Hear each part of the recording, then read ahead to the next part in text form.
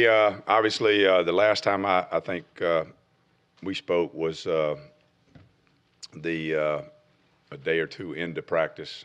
I know it was early because we'd practiced in July, and now we've been at it 15 days. We've made. I think probably the biggest thing I could say about this group is they've been very energetic.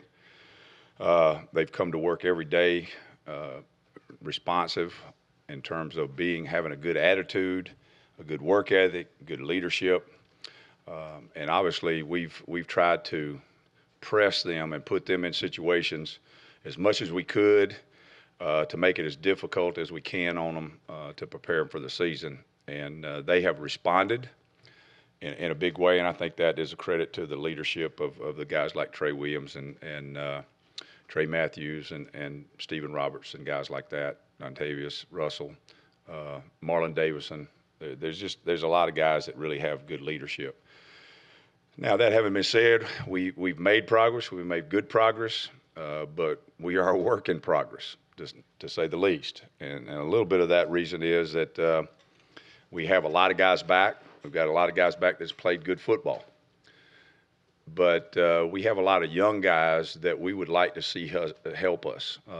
And so we are actually working them as much as we can, and sometimes even sprinkling them in with the first group and the second group, not just playing them together in the third group. We've done a good bit of that, and they've responded. I think it helps them to play with older guys sometimes, gain confidence, to really see how it's done. So in that regard, we've done that. I think the biggest thing that we've got to do is just keep working and eliminating mistakes, getting on the same page communication-wise, and then fundamentally, we've got to keep pressing on our fundamentals. But it still goes back to that we're demanding and commanding every day that they give great effort, that they play with physical and mental toughness, and that they tackle. Now, that having been said, every one of us in this room knows the new rules. There's not as much tackling in fall camp as there used to be, and for good reason. I understand that, but it is difficult to bring that along as fast as you used to could. That I'll open it up. Kevin, who are some of those young guys you are trying to work in with first and second team? Well, we've pretty much done every one of them. You know, Truesdale, Alex. I'm going to go down the laundry list. And you're going to say, well, he didn't give me an answer because he said every one of them. But we have, every one of them. I think probably the guy, just because of some of the dings that we have, Jordan Peters, Trayvon Leonard, because of some of the dings we have, nothing serious or anything, but some of the little minor things that we've had, that's created some days which they got a pretty good load. TD and Big Cat, there's been a couple of times, where their daily workload went up and they got to do that. But we've actually done them all. So. TD's working, I know, some at linebacker, some kind of as a pass rusher too. What have you seen him having to kind of take on a little bit of both of those roles? Well, we've actually limited it. We've got coaches in our room. Rodney, Travis, Greg, myself, at some point in time, have all been around where you had a young guy that had a skill set and how to put that in a box for them and not overload them otherwise. So obviously, at this point in time, we're working more with him going toward the ball than running away from the ball. Ronnie was talking about Jeff having to learn to play on first and second down. Same thing for Paul, but at that buck position, they both have to do that. And Jeff's probably done a little bit better than Paul thus far. Just what do you see for the two of them to be every down players? Well, Jeff, all defensive ends love to rush the passer. That's a given. They love to rush the passer. So what we've done is we've really created situations where they have to rush the passer in conversion, meaning first and second down, it's a pass. You got to trigger and rush the passer, but then put them in situations where they've got to play physical run edge play. Jeff has migrated really well with it. Paul's a little bit different in that he has not been here very long, and then the time he's been here has not been able to participate. So we've only had a little brief window of coaching him, but he's matriculated well. What have you seen from Richard McBride? Could he find a role in kind of a crowded linebacker? Well, you know what? It's amazing. In 1 year, That wasn't the question. And I wouldn't say it's crowded because I don't think you can have enough good players. He has really grasped the concepts of the defense. He's playing extremely hard. He's confident, and is getting the respect of his teammates in terms of his play. Kevin, how important is it to find somebody inside on the defensive line? I mean, obviously you got the three guys that's behind them, and who's kind of in that mix? Well, I assume you're asking about first and second down because obviously you can move defensive ends inside on third down and put other guys there. Well, it's rare. I mean, you go across college football, probably the biggest difference across college football is the defensive line play. And really what people are saying is not the edge rushers. There's a lot of good edge rushers out there. Probably the biggest difference in college football is those guys that's got those A and B gaps. And they're hard to find. So you got to develop them.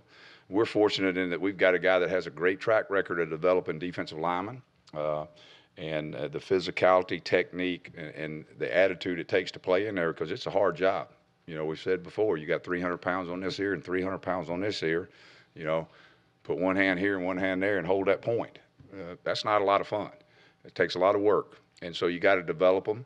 You know, we've got a good group, and we've got answers to how we can move guys and situate guys if need be. How have you been working and rotating, you know, Jamel Dean and Javarius Davis, and where they've been working and how they've been performing? Well, we've had a little bit of an issue there. You know, I'm not, obviously I don't give injury reports. The head coach does that, but obviously he's given you some injury reports. I'm not sure which ones. But I think probably the biggest thing is we don't have anybody back there that we're not going to have available. But we've had little nicks this day this, that day that, where we've had to be cautious and be careful with them.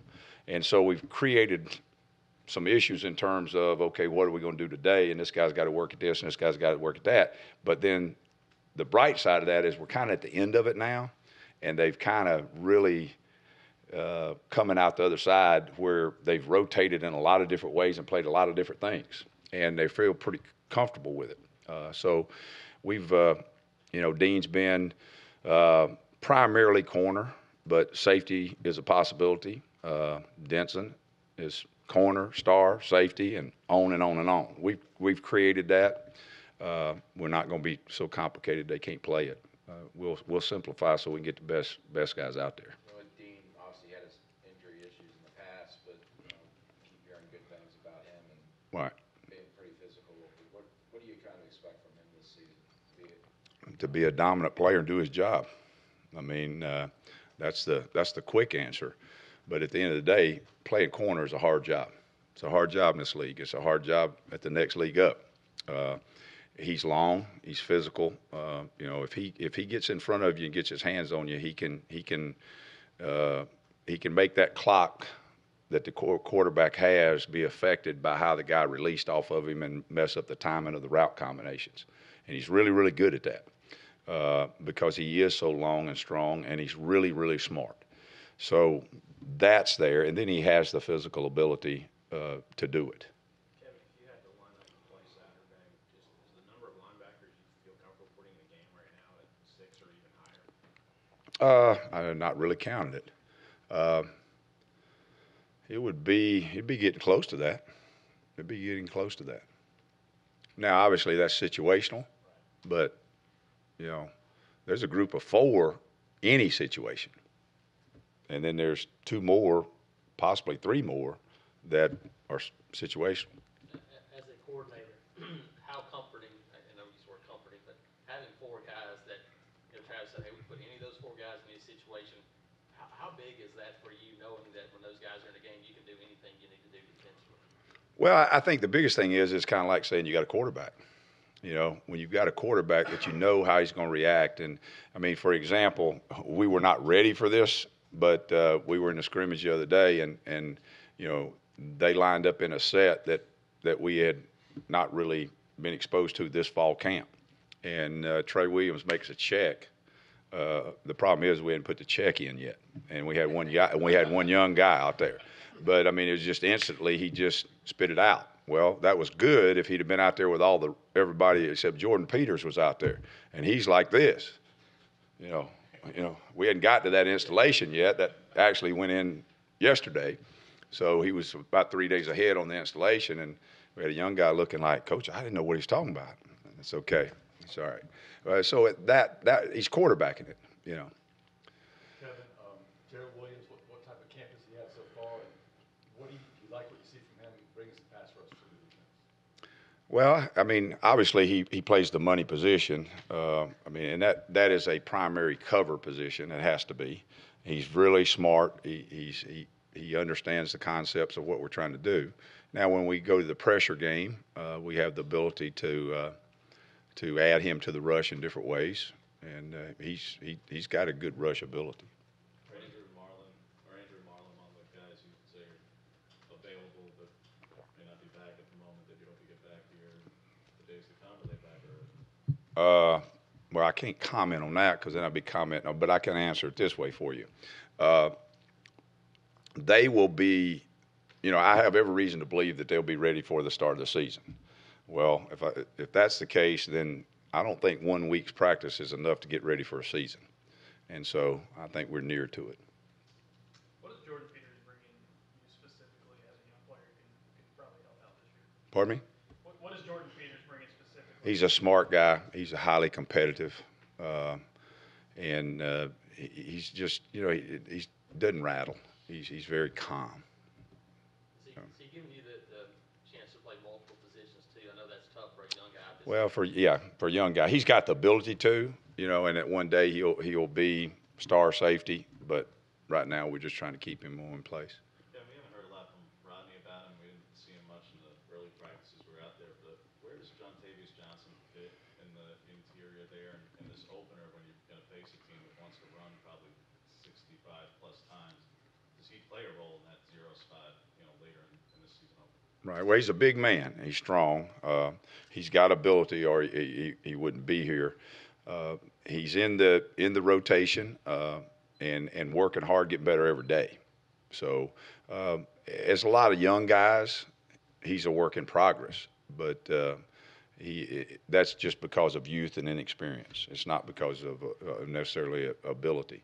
Now, obviously, we compete every day to see who's going to be in what spot.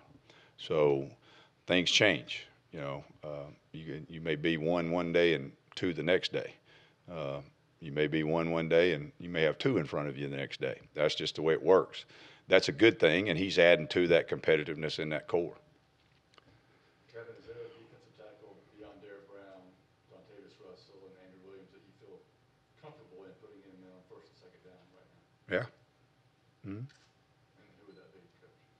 Well, do I have to answer that? I'm not going to. There is, though. There is. Kevin, Georgia Southern, because I know you and Rodney, all the defensive coaches, talked about that you're just not 100% sure what Georgia Southern's going to run because they've got different coordinators. They're going to have a public practice on Friday. Are you guys going to send anybody over there to take a look? No, that wouldn't be. That would make too much news. But if they've got a public practice, they got guys like you guys. We won't have to send anybody. You guys are there. You want to go? You'll pay me. Oh, no. I don't think the commissioner would like that too well. Anything else? All right, thanks, guys.